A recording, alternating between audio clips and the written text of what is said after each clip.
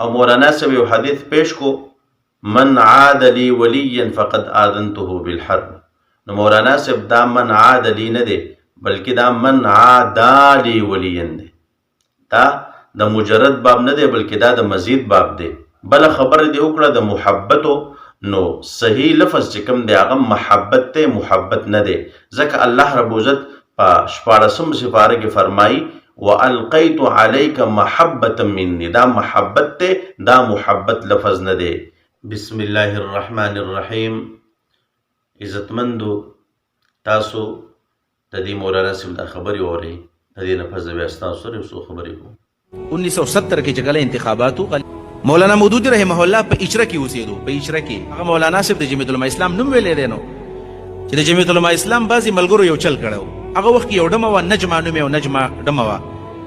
ویل هغې داسې کار یې کړی و چې هغې ته کلکې کلکې جامې ور اغوستې وې، کلکې کلکې جامې اغوستې وه ته، او سر یې ته لرې کړی و، لاندې وجود د هغې نجمه ډمې و، او د مولانا مودودي رحمه الله سر یې راغستی و، د هغې ډمې د پاسه یې ښودې و. خلکو به کتل چې بره مولانا مودودي صاحب سر دی او لاندې راټوله باډي دغه ډمې وه.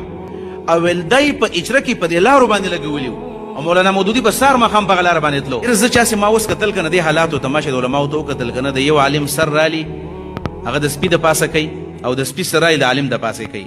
نو دا مکافات عمل دی، یاد ساتئ ښه، دا مکافات عمل دی. عزتمندو تاسو د دغې مولانا صاحب دا خبرې اورېدلې. دا وایي چې په 1970 کې چې کله انتخاباتو، نو مولانا مودودي هغه په یو لاره باندې به روان و، مانځله یا درس و تدریس له. نو د جمعیت علماء اسلام څه کسانو د هغوی د یوې ډمې شکل چې د هغې نجما نوم و، د هغې د پاسې چې کوم دی هغه د مولانا مودودي صاحب سر به یې لګولی و، او په لارو کې ځای په ځای به چې کوم دی دغه شکلونه کېښودلي وو. نو دا وایي چې نن سبا کم خلک د علماو دا تصویرانو رانهیي، څوک یې د خرو سره لګوي، او څوک یې د خنزیرانو سره، او څوک د سپو سره. وایي دا مکافات عمل دی، لکه څنګه چې خلک د مولانا فضل الرحمن صاحب د تصویر سره کوي، یا د نور علماو د تصویرانو سره دا کار کوي. نو زه دغې مولانا صاحب ته وایم چې مولانا صاحب دا خبره تا د خپل خېټې نه وکړه، او که نه ستا سره په دې خبره باندې یو مضبوط دلیل دی، یعنی مضبوط ثبوت ستا سره په دې باندې موجود دی. که چېرې مضبوط ثبوت موجود وي هغه مخې ته راوړه چې دغه کار د مولانا مودودي صاحب د تصویر سره او د شکل سره چې کوم دی هغه د جمعیت علماء اسلام کسانو کړی و. دا په کم تاریخ کې راغلی دي، په کم کتاب کې راغلی دي. که ستا کتاب وي او ستا خبرې زه خو درسه نه منم، ځکه تا به د ضد او د عناد د وجې نه چې کوم دی دا خبره لیکلې، دا خو درسه نه تسلیموم. خو که یو داسې کتاب وي چې ستا نه وي، یو غیر جانبدار کتاب وي، نو بیا در سره منم چې دا کار د جمعیت علماء اسلام خلکو کړی و. جمعیت علماء اسلام والا دومره سپک خلک نه دی. خو نن ته د ضد او د عناد د وجې نه دا خبره کې چې لکه نن د مولانا صاحب د تصویر سره او یا د بل عالم د تصویر سره څه کېږي، نو دا بل صحیح کار دی، دا مکافات عمل دی. نو د دغه خبرې ستانه چې کوم دی مضبوط ثبوت غواړم چې دا په کوم ځای کې راغلی دي چې تا دا خبره کړله، ځکه تا د دې څه ثبوت نه دی پیش کړی، خو بس یو خبر دی کړله او خلک دې په دې باندې دوکه کړلي. او مولانا صاحب یو حدیث پیش کو، من عاد لی ولیا فقد آذنته بالحرب. الله رب العالمین وی کنه من نبی علیہ السلام چې الله تعالی وی چې من عاد لی ولیا فقد اذنته بالحرب. نو مولانا صاحب دا من عاد لی نه دی بلکې دا من عادا لی ولیا دی. دا د مجرد باب نه دی بلکې دا د مزید باب دی. او تا د مجرد باب ادا کو چې من عاد لی ولیا فقد آذنته بالحرب.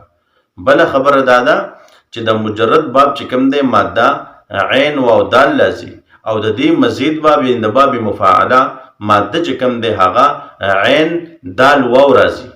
بل په معنی کې هم فرق دی، ځکه د مجرد باب معنی چې کوم دی هغه واپس کېدل دی، ها د یعود په معنی د واپس کېدل سره.